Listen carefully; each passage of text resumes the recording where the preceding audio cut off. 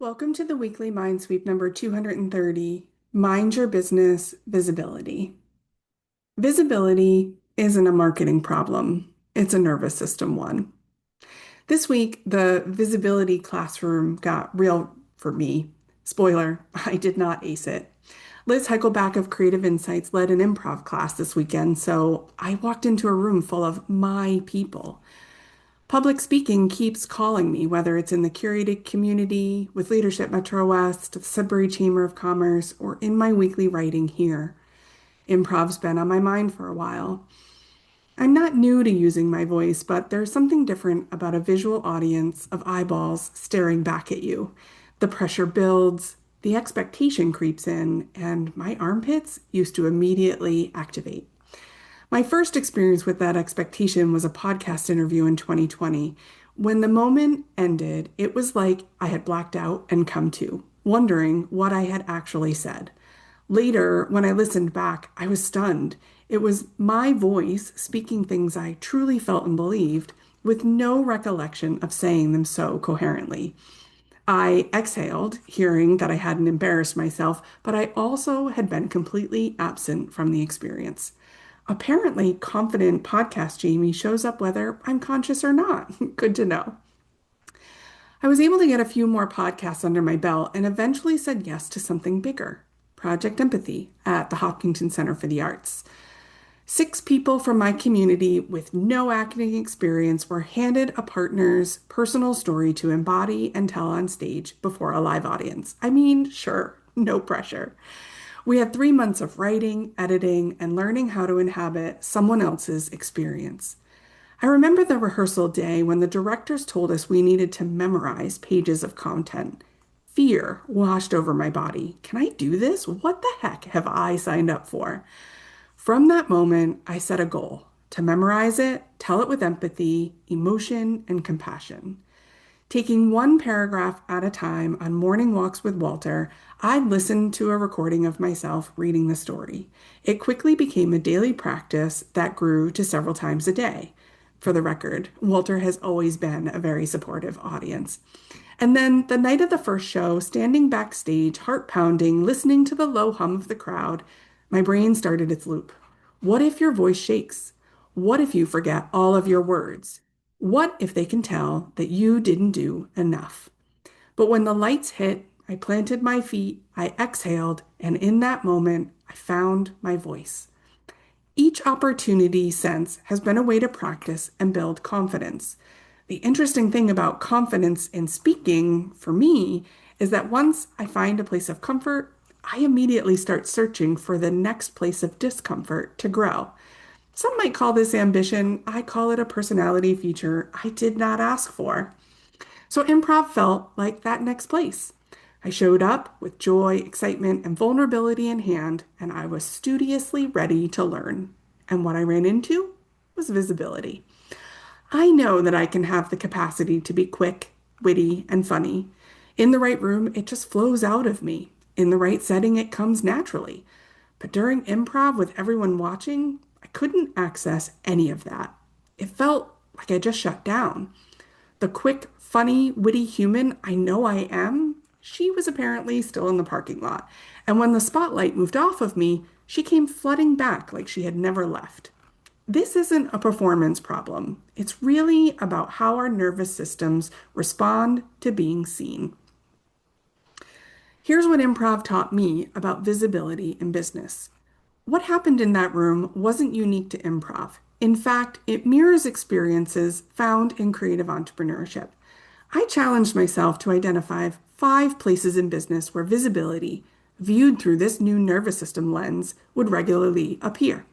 Number 1, the spotlight shrinks your access. When the attention lands on you in a sales call, in a pitch, or in a live video, your brain can go offline. Not because you don't know what you know, but because visibility activates the threat response. Your nervous system reads being watched as exposure, not opportunity. The quick, witty, capable version of you is still in there. The spotlight just temporarily blocks the door. She's in the parking lot managing the pressure. She'll be right back. Number 2, comfort zones are sneaky.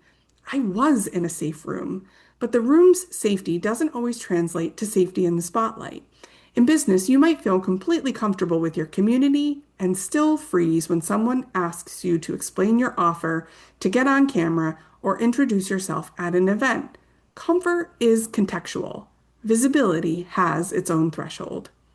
The room being safe and the spotlight being safe are two entirely different negotiations with your nervous system. Number three, you cannot think your way out of a nervous system response. I didn't freeze in improv class because I forgot what to do. I froze because my brain handled exposure as a threat, not a content challenge. That's resistance and your nervous system doing exactly what it's meant to do. This is an important awareness that matters most for entrepreneurship. When we tell ourselves we just need to be more confident or just do it, we're skipping the actual work. This explains why visibility is not a matter of mindset, but a matter of nervous system regulation. Telling your nervous system to calm down is like telling your Wi-Fi to try harder. Technically possible, never effective. Number four, practice doesn't just build a skill, it also creates a sense of safety. Every podcast, every stage, every project empathy rehearsal walk with Walter helped me improve at speaking. More importantly, they showed my nervous system that I could handle it.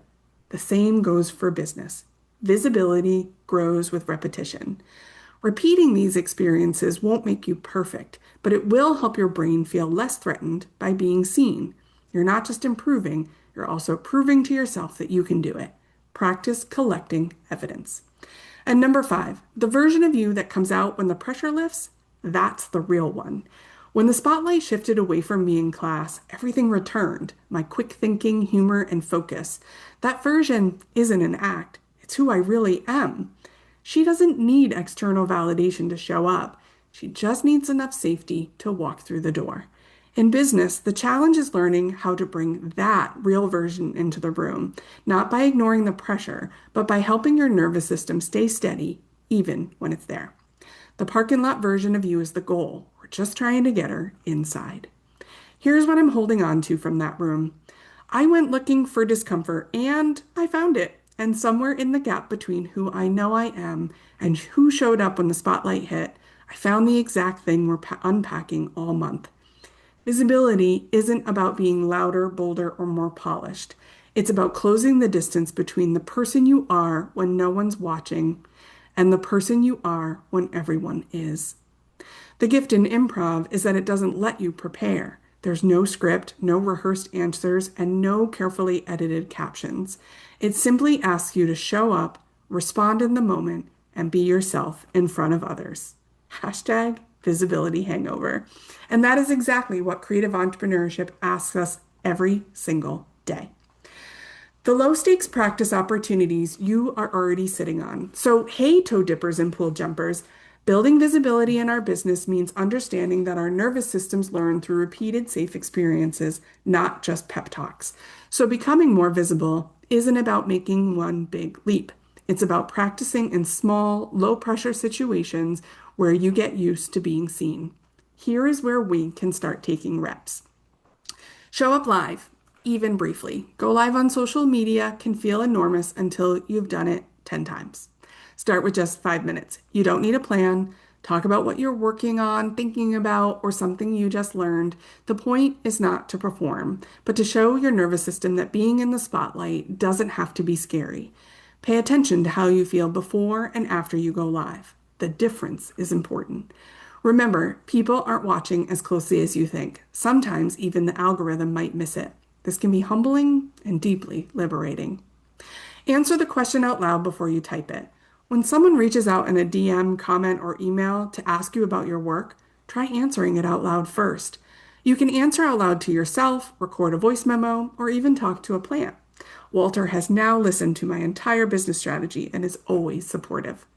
This isn't about creating content. It's about hearing yourself explain your value before you start overthinking it. Usually, your best, clearest answers come out in the first 30 seconds before you start editing yourself. Introduce yourself differently every time. Networking events, community calls, and Zoom gatherings are all places to practice. Try a different version of your introduction each time. The repetition of saying who you are and what you do out loud in front of people builds the neural pathway that makes it feel survivable first, then natural, and then easy peasy. From there, you'll stop sweating through your blouse. Well, eventually. Pitch something small to someone safe. You don't need a sales call to practice being visible. Tell a colleague about a new offer, mention your work in a comment, or share something you made without adding, "It's not finished yet," or "I'm still figuring it out." These small moments of showing up without holding back are like warm-up exercises for entrepreneurship. They're low pressure, high reward, and yes, a bit uncomfortable, but definitely worth it. Record yourself and watch it once. This one's uncomfortable. I know. Try sitting with it. It's the equivalent of listening back to that 2020 podcast and realizing I didn't embarrass myself. I was actually there saying things I meant. Try a video, a voice memo, or a recorded Zoom and watch or listen to it once with a specific intention of noticing where you disappear and where you arrive. Have compassion for yourself when the disappearing is visible. This isn't failure, it's the map, and you might surprise yourself. Confident podcast Jamie is waiting in there somewhere. Yes, and here is your next move. You already have the witty, quick, connected version of yourself. She shows up when the spotlight lifts, and our practice this week isn't finding her, it's building enough safety that she doesn't have to wait for the pressure to pass. I've stood backstage with my heart pounding and planted my feet anyway. I've blacked out on a podcast and listened back with relief. I've memorized someone else's story and told it with everything I've had. And this weekend, I stood in an improv class surrounded by my people and watched myself go quiet in the exact same way I came here to study. The parking lot version of me is the one I came to find. Improv is just the next room, and I'll be going back.